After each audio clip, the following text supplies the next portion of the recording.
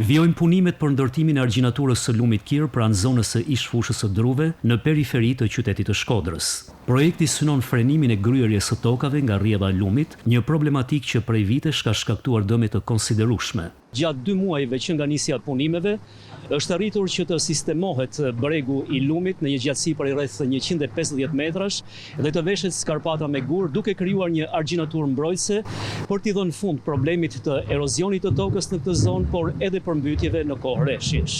Punimet po zbatohen nga Drejtoria Rajonale e Kullimit në bashkëpunim me Bashkinë Shkodër. Ato përfshin sistemimin e bregut të lumit, veshjen e skarpatës me gur masiv për afro 400 metrash, si dhe ndërtimin e 13 paneleve mbrojtëse, duke garantuar mbrojtje të qëndrueshme për banesat dhe tokën bujqësore pranë brigjeve të lumit. Projekti ka vlerën e rreth 102 milion lekëve, ndërsa fati për përfundimin e plotë të punimeve parashikohet brenda 3 muajve të parë të këtij viti.